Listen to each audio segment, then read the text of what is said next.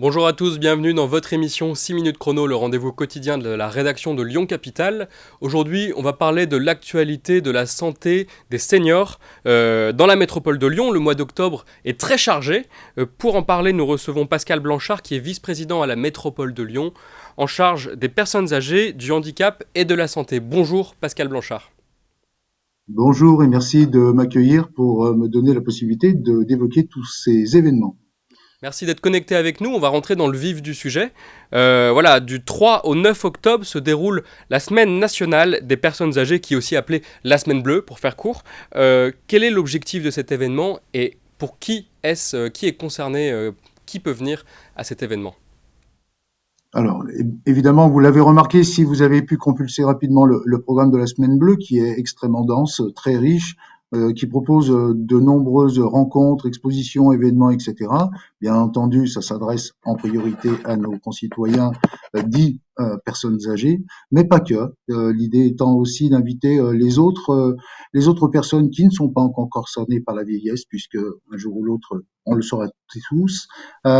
Et vous l'avez peut-être vu, mais le sous-titre de cette semaine bleue, c'est Changeons de regard sur les aînés. C'est la vocation de cette semaine bleue, c'est changer le regard, bouger les lignes et faire société ensemble en y incluant le handicap. Et ça, c'est quelque chose qui est engagé, mais également les personnes âgées, qu'elles soient à domicile ou en établissement et avec un état de dépendance peu ou très avancé.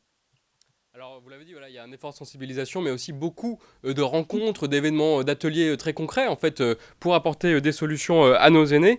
Moi, j'ai noté que du 3 au 6 octobre, dans deux résidences seniors de la métropole lyonnaise, il y aura les journées Innovation et Bien Vieillir. Alors, derrière ce titre, ce sont 10 entreprises et associations qui proposent des solutions pour ce public des personnes âgées. Est-ce que vous pouvez nous en toucher un mot? Parce que j'ai l'impression que c'est quand même assez futuriste et assez étonnant ce qui est proposé.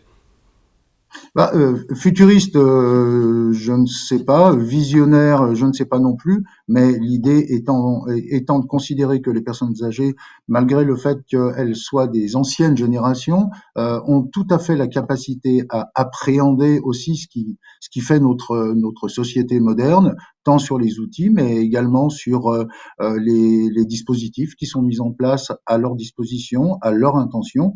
Et l'idée, c'est de les accompagner pour prendre en main ce qui leur revient de droit de manière ludique et s'assurer que ça n'est pas un casse-tête supplémentaire, un peu par exemple le numérique, histoire de l'exorciser pour qu'il y ait une prise en considération de l'outil comme étant à leur disposition.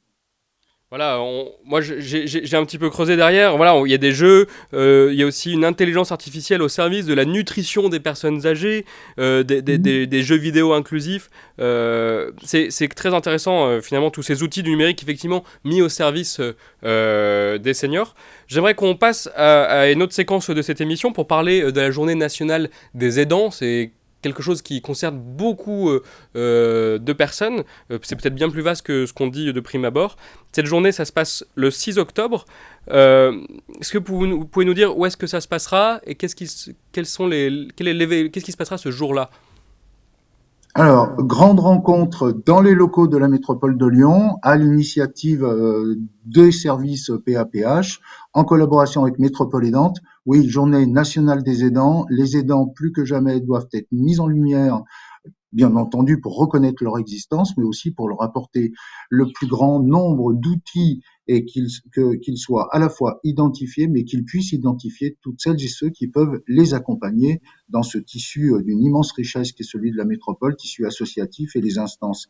Les aidants aujourd'hui sont le troisième pilier de la prise en charge des personnes en perte d'autonomie, que ce soit de façon chronique ou temporaire, personnes âgées, personnes en situation de handicap, mais également les personnes avec des maladies longues, chroniques. Et les aidants, ce sont les familles, ce sont les enfants, ce sont les parents, ce sont les amis. Souvent, les aidants ne s'identifient pas eux-mêmes comme étant des aidants, considèrent qu'il est normal d'aider un parent.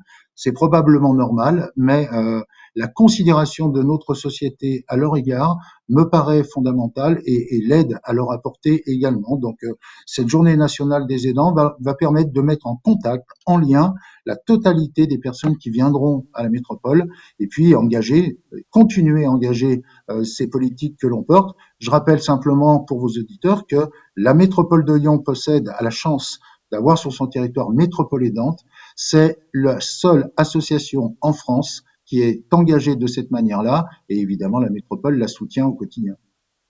Très bien, merci Pascal Blanchard. On approche quasiment de la fin de l'émission. En 2 mots, il y a aussi un autre événement dont on n'a pas parlé qui se déroulera à la Cité internationale de la gastronomie sur la presqu'île à l'Hôtel Dieu, sur la restauration en EHPAD. En 2 mots, qu'est-ce qui va se passer ce jour-là? Ce sont des conférences.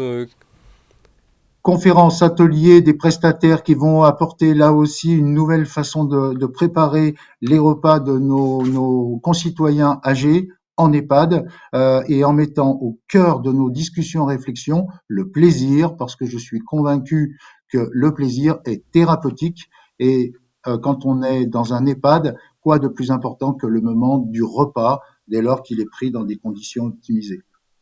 Merci encore Pascal Blanchard. Voilà, un événement avec des philosophes, des grands chefs cuisiniers aussi comme Christian Tête-Doigt et Tout à les fait. élus et des associations. Merci d'avoir suivi cette émission. Vous pouvez retrouver plus de détails sur la Semaine Bleue sur le site lyoncapital.fr avec tous les liens, toutes les informations. À très bientôt.